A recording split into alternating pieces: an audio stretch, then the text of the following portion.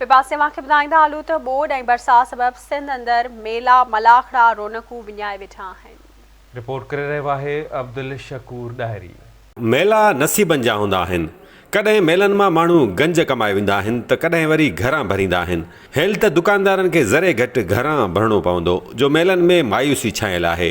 ॿोॾ ऐं बरसाति सबबि ॿारहाड़ी जे माण्हुनि में ख़रीदारीअ जी सघ रही नाहे जो उहे मेलनि मां शइ शिकिल वठनि। सिंध अंदरि मेला रोशनियुनि ऐं रौनकुनि जो अहंजाण आहिनि, पर जॾहिं मेला पाण ई वीरान थी वञनि त पोइ रौनकूं किथां ईंदियूं। हेलोकिन बरसातुनि बाद जिते सॼी सिंध अंदरि हर क़िस्म जो कारोबार तबाह थियो आहे, उते मेलनि में कमु कंदड़ मज़दूर ऐं दुकानदार बि कारोबार ठप थी वञण जूं दाहूं त खोड़ करे रहिया आहिनि, पर ॿुधे को बि नथो। ज़िले शहीद बेनज़ीराबाद जे इलाइक़े बांधी ऐं भरपासे लॻंदड़ मेला रौनकूं विञाए वेठा आहिनि। ख़ासि तौरु मुख़्तलिफ़ आइटम्स विकिरो कंदड़ तोड़े चोडोल ऐं झूला लॻाईंदड़ पोरे त परेशान आहिनि। सबबु इहो थियो जो बरसाति ऐं ॿोॾ सबबु फ़सुल लथा कोन, माण्हुनि वटि पैसो आहे कोन जो उहे अची मेला घुमनि। घणा माण्हू चवंदा त सिंध ॿुॾी वई, हिननि खे मेलनि जी लॻी आहे, पर हू इहो बि ॿुधाइनि त ही दुकानदार ऐं पोरे त रोज़ी रोटी किथे कनि जो उन्हनि जे गुज़र सफ़र जो ज़रियो ई इहे मेला मलाखड़ा आहिनि। उहो ख़रीदारी ऐं उहो मज़ो न आहे। माण्हू शाम जो चवंदा कलाक ॿ घुमियो फिरियो, के जेको किलो वठंदा अॼु उहे पाव था वठनि। बरसाति जे करे मुल्क ॿुॾो पियो आहे।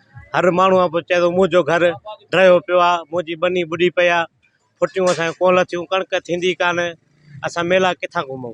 इहे हालातनि सां असांजो बि हाल कोन्हे, असांजी बि हाई रोज़ी आहे। जिते 100% असांजो कारोबार थींदो, माशाल्लाह ख़ुशहाली हूंदी, फ़सुल फर्स्ट क्लास हूंदा त कारोबार बि भलो हूंदो, अलाह साईं असांखे बि ॾींदो। मालिकनि वटि जेके ग़रीब आहिनि उन्हनि वटि पैसा हूंदा त असांखे ॾींदा न। असां त खणी केनशा शहर जा आहियूं, असां त ॿुॾी विया आहियूं, पर जेके हिते सुखी थिया आहिनि ख़ुदारा उन्हनि जी त मालिकी कयो। जेके घटि में घटि उन्हनि खे का त का फैसिलिटी ॾियो, ॿियो नथा ॾियो त पाणी कढाए ॾियो न। जिते ही पहिरियों दफ़ो मेलो लॻो आहे, बारिशनि खां पोइ माण्हू पोइते हलिया विया, नुक़सान काफ़ी थियो माण्हुनि जो। फैमिली ऐं घर असांजो खैरपुर नाथनशाह में आहे। फैमिली असां मेले में न खणी ईंदा आहियूं, फैमिलियूं असांजूं पंहिंजे घर में महफ़ूज़ हूंदियूं आहिनि। बाक़ी असांजो रोज़गारी मज़दूरी आहे मेले जी, जेका असां पंहिंजे सिर पाण ठला कंदा आहियूं। ॿोॾूं बरसातूं माण्हू बेरोज़गार लॻा पिया आहिनि, माण्हुनि जा घर किरी पिया आहिनि, सफ़ा घर खां बेघर आहिनि माण्हू।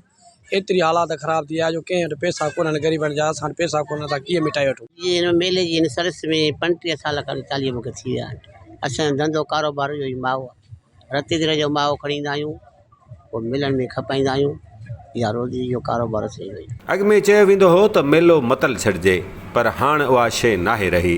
ॿोॾुनि मेलनि मलाखड़नि जूं रौनकूं फिटाए छॾियूं आहिनि। माण्हू त परेशान आहिनि, पर मेलनि में रोज़गार कंदड़ उन्हनि खां वधीक परेशान आहिनि। हाणे ॾिसिजे त छा सरकार हिननि पोरेतनि जी सार लही हिननि खे बि को रिलीफ ॾींदी।